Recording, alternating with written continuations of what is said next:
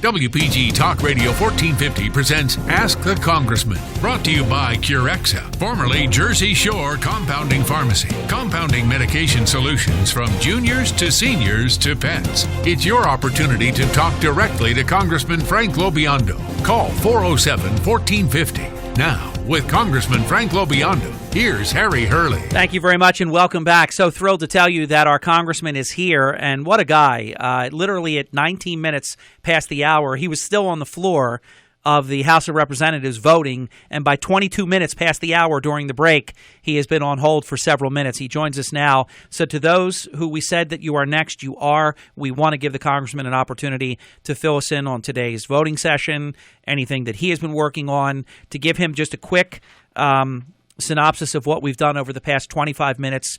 We talked about, without saying anything specific about it, saving it for him, the congressman's op-ed piece in the Philadelphia Inquirer. I'm telling you, read it. We're going to post it at WPG1450.com. It is excellent. It is all about what happened in Paris. He's got it all right. Check it out. It's outstanding. You don't get published unless you're relevant and you're putting something together that's readable, and it is extremely readable. Congressman, we talked about John Kerry's abominable comments using the word legitimacy with Charlie Hebdo. I still can't even believe my eyes and my ears on that. The president in Manila trashing you and your colleagues, saying you're afraid of widows and orphans, saying that on foreign soil. I mean, stuff, I'm telling you, my head's ready to explode, Congressman. Stuff that we've never seen. There's no decor anymore. It's like the WWF. It's World Wrestling. We're waiting for like a steel cage match and a folding table to get smashed over your head and a chair comes smashing in the ring when you're ready to pin your opponent. It's absolutely bizarro world. That's what we've been talking about, Congressman. Welcome to your program, sir. Good evening. Well, thanks, Harry, and apologies to you and to our listeners for not being able to be in the studio and for being a little bit late. But, of course, everything is the massacre in Paris. And between the attack in Lebanon, between the downing of the Russian airliner, between the massacre in Paris, ISIS in the last couple of weeks has claimed more than 400 lives, and I don't know how many injured. And of Congressman, I think you're on a cell. No, I think you're on a hard line, but we're losing you for some reason. Hold on. Wouldn't you know it? It's live radio. As always, don't try this at home. Let me see if I can get the congressman back. Congressman, are you there? I'm here now. Okay, great. I don't know what happened, but it's not to worry. The last thing we heard basically was you did a great rundown on the horrid events, and share whatever you want to share, but then tell us about today's voting session. I also want you to share your op-ed piece and what that's about in the Philadelphia Inquirer. So take some time to tell us what's been happening. Well, the voting session today, I don't want to suggest anything is not important, but these were financial services bills that help make things a little bit better. I don't think that's where the mind of the country is. The mind of the country is on keeping America safe and protecting America. And there isn't any job that is more important either for the President of the United States or for a member of Congress than protecting Americans or America itself. And what I think is going on here is that you have a Syrian refugee problem because of the lack of action by a president who promised that if Syria crossed a red line with chemical or biological weapons, and when they did, the president didn't take any action. Correct. When Syria used horrible, barbaric conventional weapons like barrel bombs, we did nothing. Now, people say, well, what could we have done? Well, we could have taken out the Syrian planes that delivered these horrible weapons when they were on the runways. We had the ability to do that. We begged the president years ago to do that. The president chose not to. So if you're in a Syrian village where these horrible weapons are being dropped on you, of course you're going to flee. But we could have saved a lot of that from happening. We promised our allies we were going to take a leadership role. We have not. So our allies don't trust us. Our enemies don't fear us. We've absolutely had no policy at all. The president called ISIS the JV. We know that's not true. Just a couple of days ago, the president told the world that ISIS is contained. And then the Paris massacre, if you combine that with what happened in Lebanon, which isn't getting a lot of attention, and the downing of the Russian airliner, which is the first airliner that's been taken out by a terrorist attack in, I don't know, maybe since the 70s, you've got an operational capability that the president is totally ignoring. This Paris massacre was very sophisticated, required incredible planning and coordination. And to suggest that this horrible enemy is contained is totally separated from reality. And the French have declared war. And what do? We say our strategy is working. Yeah. The Russians have joined with the French in both naval operations and air operations. And what do? We talk about how well we're doing, and this is just kind of maybe a lucky thing that ISIS pulled off. And in the meantime, we see that there are ISIS members coming out of Syria that are trying to get across different borders. We see all kinds of horrible things that are happening. We don't have to guess what ISIS wants to do in the U.S. They're planning to do these things. And for this whole week, I've been in basically constant intel briefings, and I will tell you that the chairman of Homeland Security, and we're working very closely with Homeland Security, has said that the intelligence community, the FBI and the counterterrorism units, have testified before that committee, and he said this in an open letter to the president.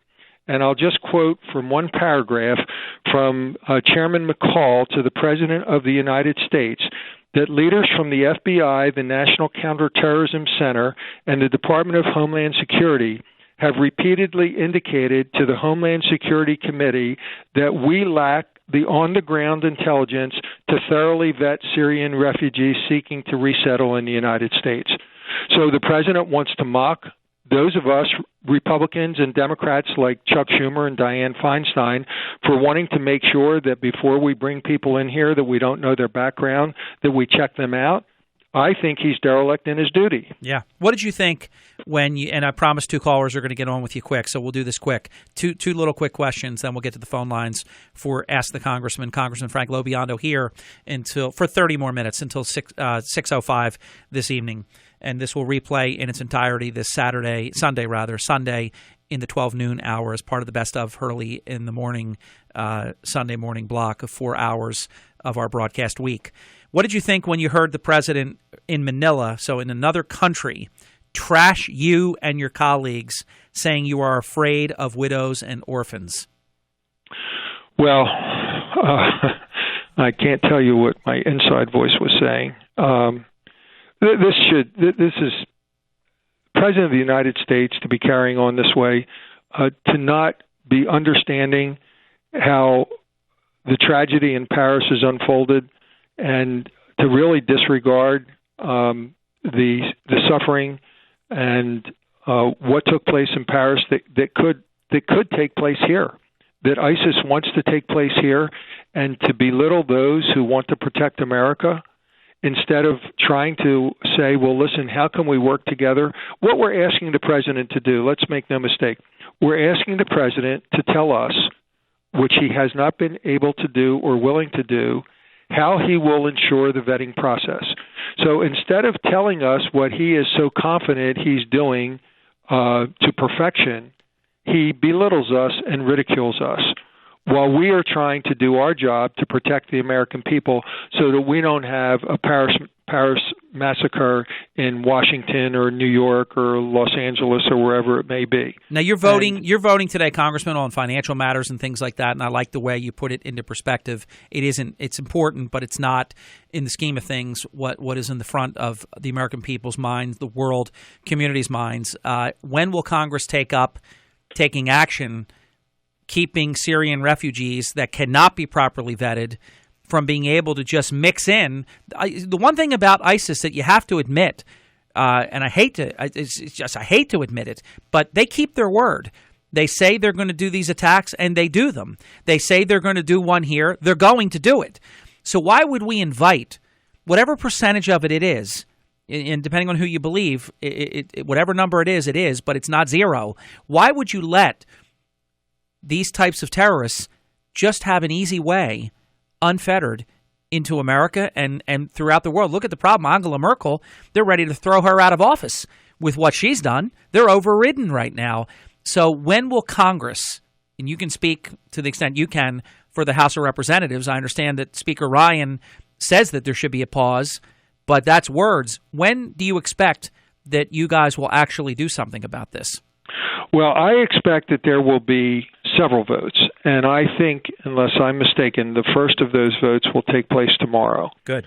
I think it will be what we call a standalone bill. I don't think it will be attached to anything else. I think that Speaker Ryan is hoping that this will be a bipartisan effort. It's not being done to score political points. It's being done to underscore how the Congress of the United States wants to place its most important priority of protecting the American people first. The president has already issued a veto threat. Once again, instead of saying, let's figure out how we can work together, his answer is, before you ask the question, no. Good. Now, the big question mark is, will Nancy Pelosi pull fingernails out to keep Democrats, who I know from talking to them desperately want to join in with us, and in part because people like Chuck Schumer and Dianne Feinstein have said we need this pause. Will she try to protect the president politically and keep them from voting for this and try to turn it into some kind of partisan effort? Geez, I'd hate to put it this way, but here's my feeling about it. Why would they fall on their sword, vote or not vote the right way for a lame duck president who not many people agree with on much, and they all have to run next year? He's never running again. What a stupid vote of crazy loyalty that would be, Congressman. Well, it would be, but we've seen with the Iran nuclear deal how they enforced that discipline in the House, and especially Harry Reid in the Senate, who kept a vote from even happening when the same set of circumstances actually presented themselves. And political loyalty is of the highest nature to this White House and to the Democratic leadership here. And, you can say it's one thing when it's Obamacare. You can say it's one thing when it has to do with domestic issues like the Keystone Pipeline, where I happen to feel pretty strongly about both those issues. But here we're talking about a barbaric enemy who has sworn to kill Americans in a dramatic style that supersedes what happened on September 11th. This is an enemy who has promised to have simultaneously more than 20 attacks in New York City. This gets to the heart of what we're all about, or we should be all about. And for them to take this into not allowing members to vote their conscience, really, I think is pretty despicable. But we'll have to see what happens tomorrow. Now, I also think, depending on what happens tomorrow, regardless of what happens tomorrow, that next week we are not here because of Thanksgiving. The following week, I expect and anticipate that this will keep on going. The debate will keep on going. Our phone lines have been melting down. I monitor every call that comes in. I don't have a tally after today of how many calls have come into the office. I will tell you there have been 2 people that I'm aware of who've called in and basically said, you need to be compassionate, let the Syrian refugees come in. Wow. Every other call has been, please, if you can't vet them, don't let them in. And the week we come back, so that'll be the first week in December, I think there will be an additional vote or probably votes. You don't make mistakes, so you never even slip about things you can't talk about, and you know a lot that you can't talk about. But maybe you can make a comment generally on this, and then I promise I'm not trying to dispirit our callers. We'll get you on because it is your program to be able to ask the congressman. But these are extraordinary times, and there is a lot of really important information that we have to work our way through. I heard the FBI Director Comey say he is very concerned about an attack during the holidays. Obviously, Thanksgiving is right around the corner. Christmas right after that. We know that these terrorists, it's part of my column this week in the Current and the Gazette newspapers all throughout Atlantic and Cape May counties. You can also read that online at shorenewstoday.com. I think it's already up digitally. It'll be out in print tomorrow and Friday, and some people received it today actually in print. But the terrorist enemy, going back to September 11th, where they picked 911 on purpose, planes of names that are very memorable, United, American. I don't think it's any accident that the attack was Friday the 13th, so you never forget that. How susceptible are we Thanksgiving and Christmas? Well, we know that they want to pick very significant dates for Americans. As you pointed out. So obviously, Thanksgiving, very significant. Christmas, extremely significant, especially probably Christmas more so because it's a Christians. Christian holiday, which they hate, which really rubs them the wrong way. And they want to ruin our way of life. That's the point. Without any hesitation, we are at much greater risk than we've ever been since September 11th, and it's because of the capability of ISIS and their affiliates and how their operational prowess has grown. But it's also because right after September 11th, we had a great deal of success because of our ability and our superiority in being able to track terrorists in movement, both electronically and signally and a lot of other ways that they weren't onto. Now, thanks to Snowden and some others who have given up many of the tactics that we use, they're on to what we were doing. And then something that I don't normally do, but I'm going to do it because the safety of the country is at stake, thanks to Rand Paul and people like Ted Cruz, we have gone dark. The FBI director will tell you that what we were able to do a couple of years ago in being able to follow the operational activity of the combatant commanders for terrorist organizations in Pakistan or Yemen or Afghanistan in directing their attacks here in the U.S. or in Britain or Spain or wherever it may be, we had a great ability to do that. We do not anymore. They are totally encrypted. They are totally dark. And we have some people here who are gleeful about that because they were afraid that Harry was talking to his wife about picking up a quart of milk. And that's not what they were about. If you were not talking to a terrorist overseas, not even within the U.S., overseas, they weren't interested in you. Now we have no ability to track anybody.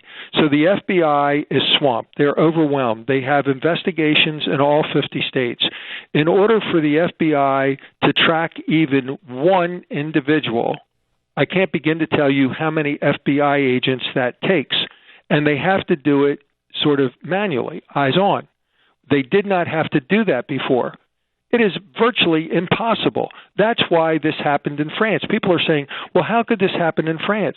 They actually have a much bigger problem than we have in terms of percentage of numbers. The number of terrorists and bad actors that they have to track percentage-wise is much greater than us.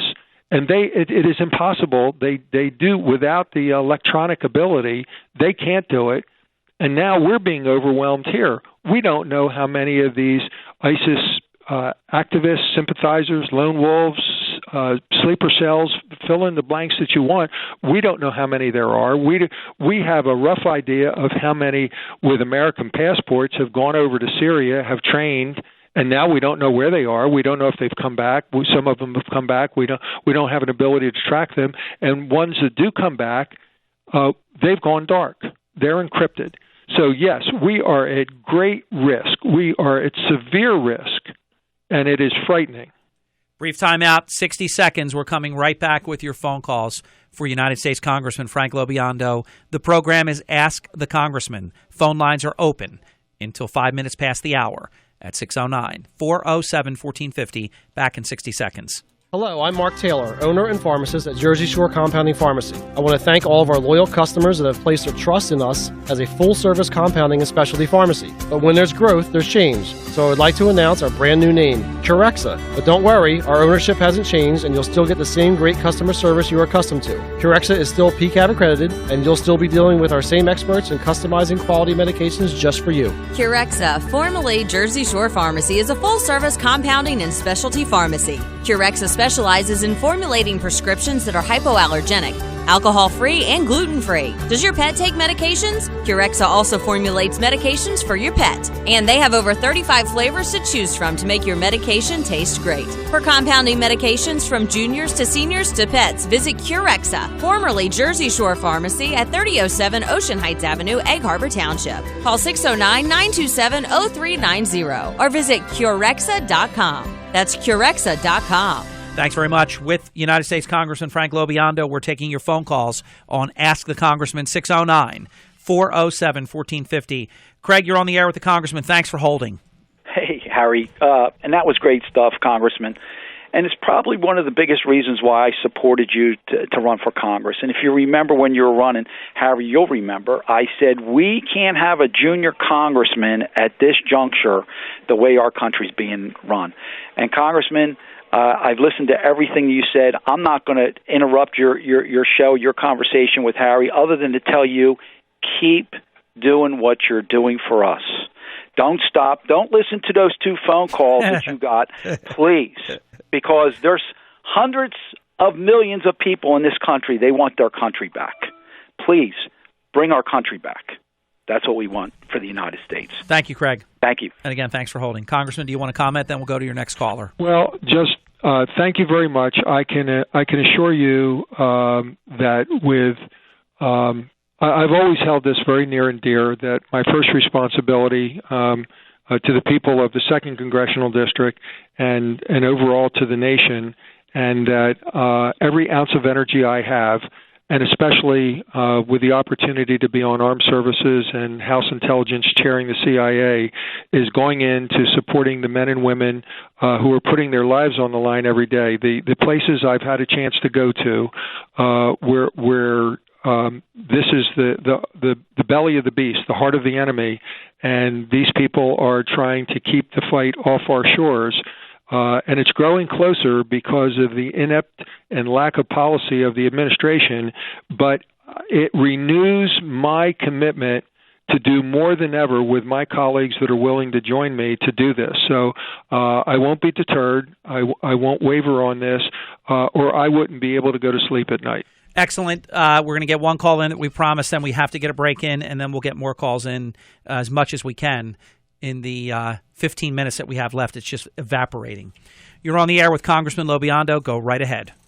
Yes, good evening, Congressman and Mayor. Good evening. I think our problem is, to be put in one nutshell, we have a undocumented president. So he has no problem letting undocumented people come in this country. And on top of that, I also believe that his documents that we can't see have been hacked by either the Chinese or the Russians, and they now are holding him captive. If he doesn't do what they want to do, then they're going to let the U.S. citizens know what they know. Well, I'll just comment this way. I think the Chinese and Russian hacking problem has been much worse than most people know and understand. Fair enough. The president is an American citizen. I don't like his policies. I don't like his lack of policies. I don't like his lack of leadership. I don't like his lack of misunderstanding of the crisis that we're facing. I don't like how he's not meeting the challenge. But to say, it's just. I'm thinking he's undocumented. We as Americans. Well, I don't believe that. I don't believe that, and I don't subscribe to that. And the other thing, too, sir, it's so much better to focus on what we can prove, what we know.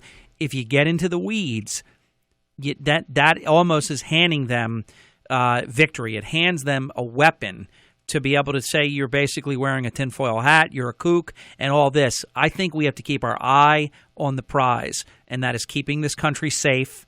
That is doing the smart things that Congressman LoBiondo is doing, and not this guy's going to be gone in a year. Congressman LoBiondo is not.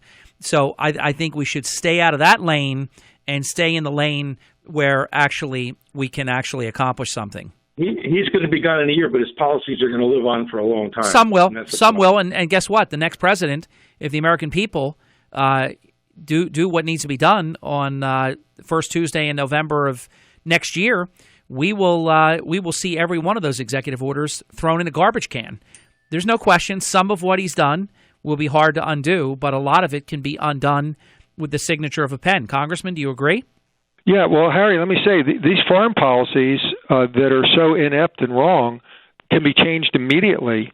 We can resume a position of leadership with the world and with the fight on terrorism as soon as the next president takes the oath of office. Now, rebuilding our readiness capabilities with the military cannot be done overnight, but that can be turned around quickly. But this lack of strategy and not listening to the people who understand how to fight this terrible scourge, that can change immediately. Showing leadership with our allies and the people who will follow with us, that can change immediately. Showing the enemy like ISIS that we do understand their threat, that can change immediately. And as soon as this president leaves office, if we have the right person in the White House, we will see that change. I'm confident of it. Congressman, thank you, sir. And to the caller, thank you for a great question. We have more of your calls coming up in just 2 minutes. Don't go away. It is Ask the Congressman on the station that plays the winners, WPG. Talk Radio 1450, South Jersey's talk station. One open phone line, 609-407-1450 for your United States Congressman.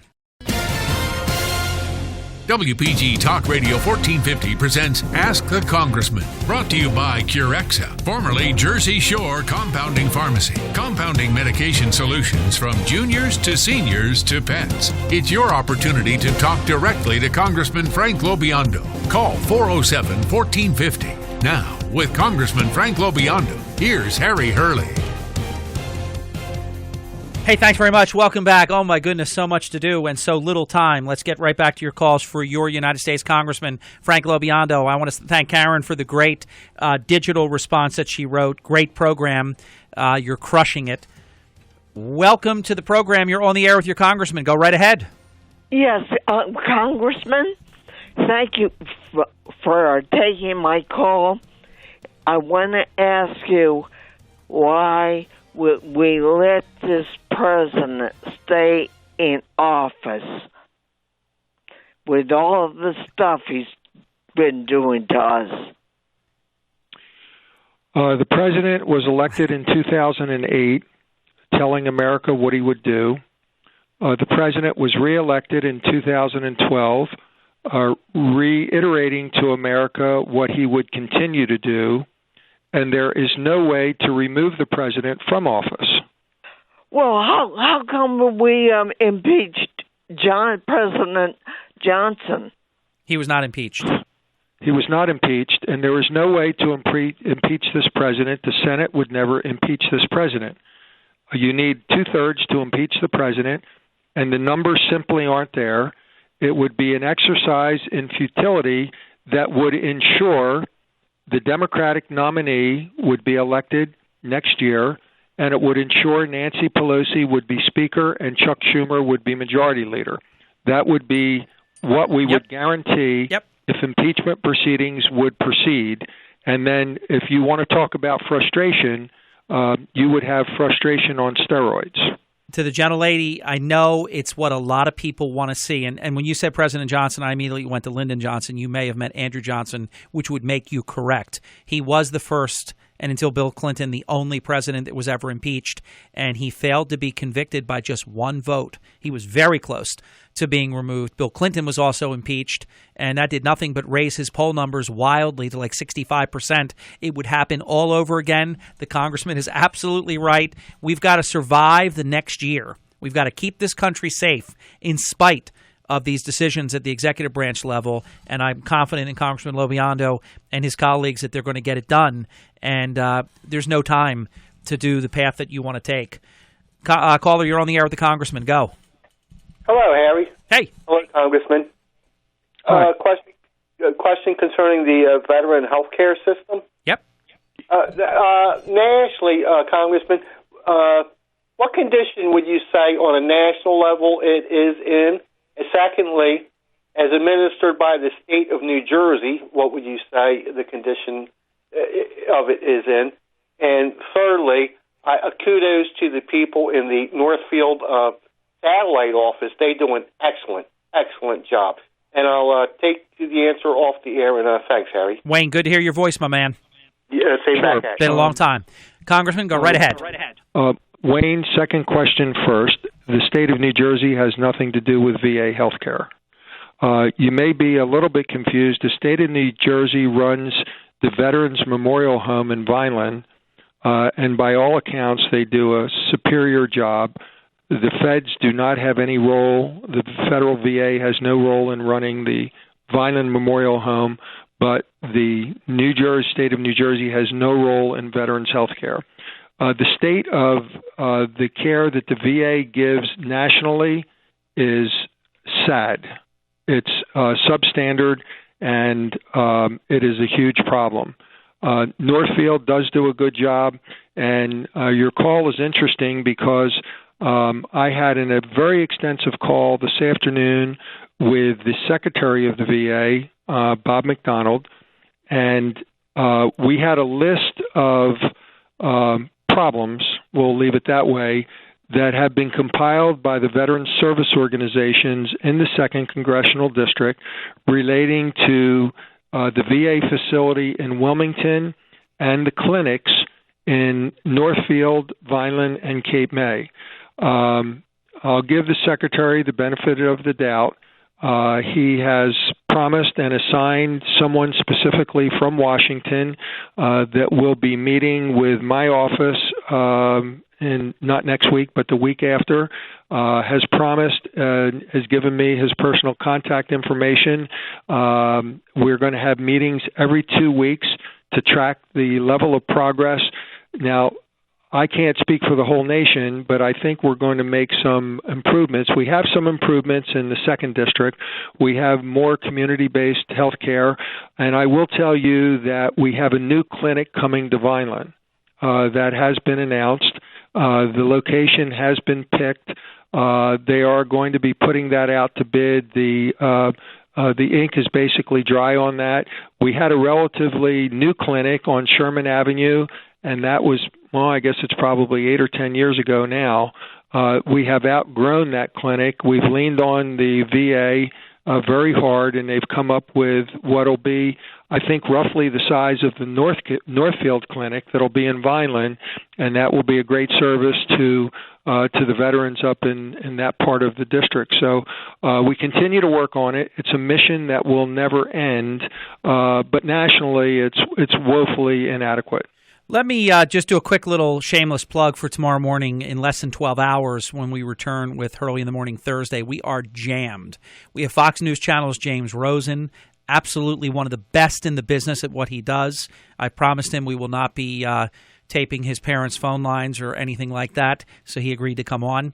Assemblyman Chris Brown on a variety of topics, including the recent past November 3rd general election. Nick Menas, the executive VP of Amaya Gaming, on a myriad of issues, including the fantasy sports. I'm going to call it wagering, even though technically they make it a game of skill so that it is not gaming, but it sure looks like it to me. But we're going to get into that and a whole lot more tomorrow, not to be missed, between 6 o'clock and 10:06 a.m. tomorrow. Congressman, you have an awesome piece in the Philadelphia Inquirer, an op-ed piece titled After Paris, the United States Must Lead.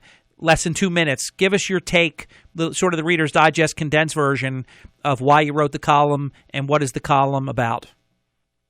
Well, it is outlining essentially why we have the problems that we do, and that whatever the reasons were or are, that we've not shown the leadership that we should have and could have, we really need to do it now. We are at another crossroads. I firmly believe that. We have underestimated the operational capability and the level of barbarism that ISIS will embark upon. And now is the time for us to get on the right course. America should show its leadership. We have allies that will join with us. I don't even want to say follow us. They'll join with us. They'll link arms with us. But they'll only do it if we show the leadership. And we need a quarterback on the field. We do not need a commentator in the booth. And we don't even have a commentator in the booth right now. We've got a commentator that's, somewhere outside of the stadium. 30 seconds. And the president's got to step up. His advisors need to do him right and explain where we are on this whole thing. That's why I did this. Congressman, your show is so good. We appreciate it. Congressman will return for the next installment of Ask the Congressman on Monday evening, December 21st, in the 5 o'clock hour. We look forward to that. If voting or anything changes, I guess they're out of session then, but if anything changes, we'll let you know in advance so that everybody can plan. Congressman, great to be with you, and thanks for the time tonight. Yep, thank you. Catch you next time. Right, bye. You know it, United States Congressman Frank LoBiondo. I will be back, kids, in less than 12 hours. I'm basically going to go home and eat dinner. Margie, your hubby's coming home. I'm coming home. And I'm going to eat dinner and go to bed. Chris Coleman, thanks for a great night. To all of our listeners, all of the people that called and wrote in, I'm Harry Hurley.